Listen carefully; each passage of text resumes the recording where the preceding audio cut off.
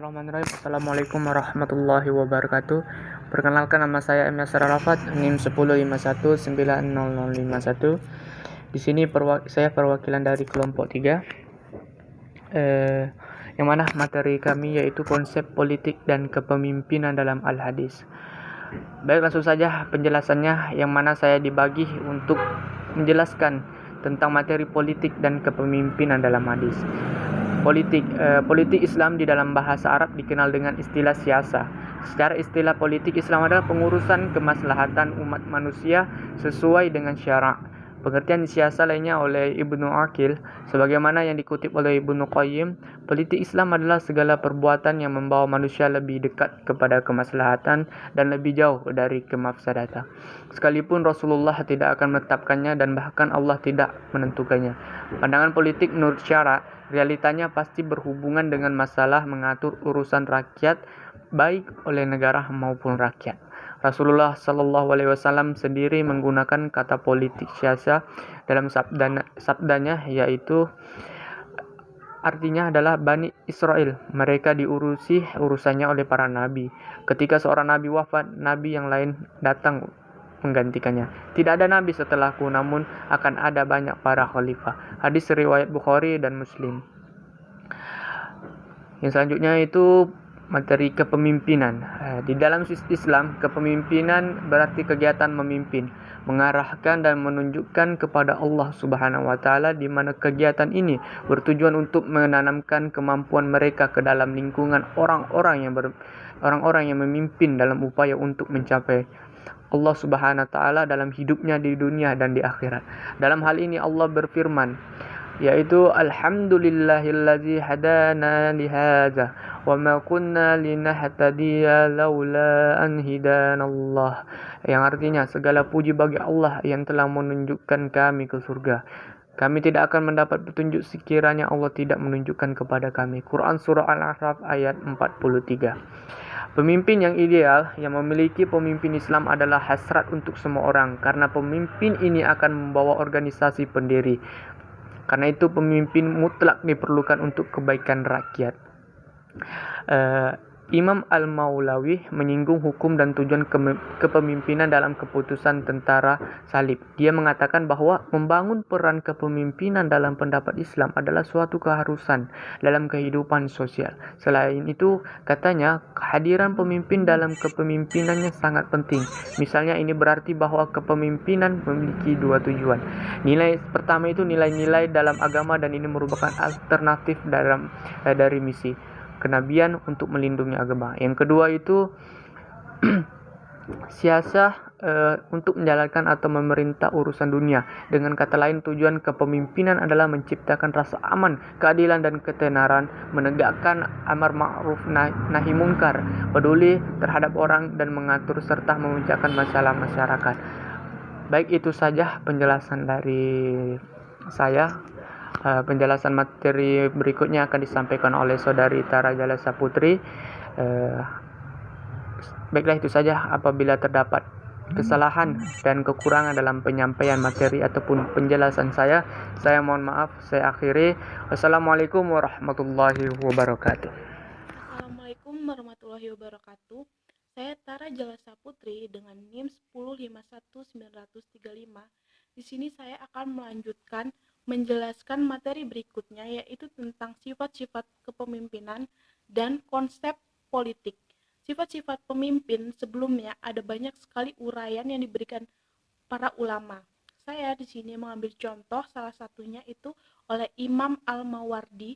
Dalam kitabnya ada pengertian bahwa seorang pemimpin baiknya memiliki sifat yang adil, mampu berijtihad, sehat jiwa raga badannya, kemudian mengutamakan kemaslahatan rakyat, berani dan berjuang untuk memerangi lawan yang berasal dari keturunan Quraisy. Jadi, sifat pemimpin baiknya harus memiliki sifat tersebut, karena seorang pemimpin akan memimpin rakyat atau sebuah negara. Materi selanjutnya yaitu ada konsep politik.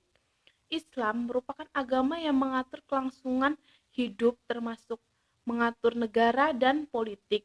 Politik sangat penting bagi umat muslim, baik di dalam negeri ataupun di luar negeri.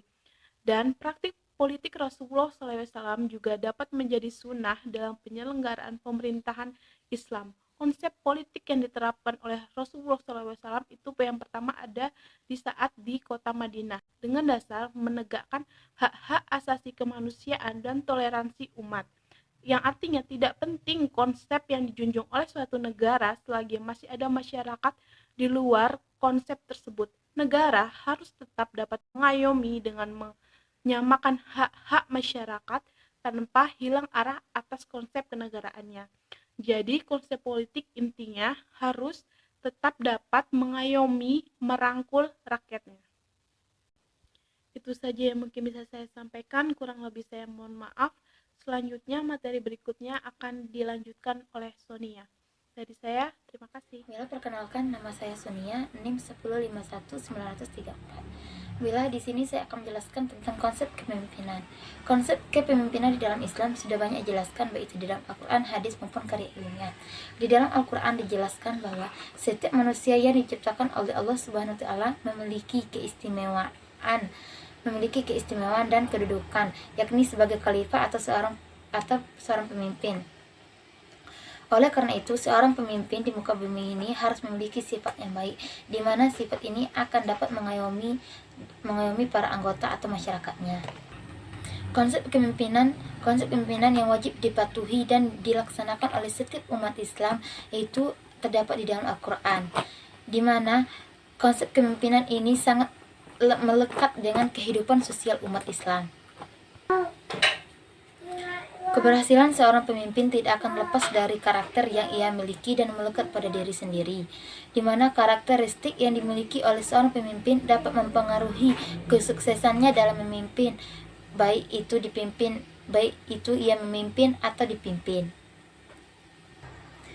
Pemimpin dapat mempengaruhi kelompoknya untuk dapat memahami dan menyetujui apa yang akan dibentuk, dilakukan hingga bagaimana melakukannya dengan baik dan dengan cara yang demokratis.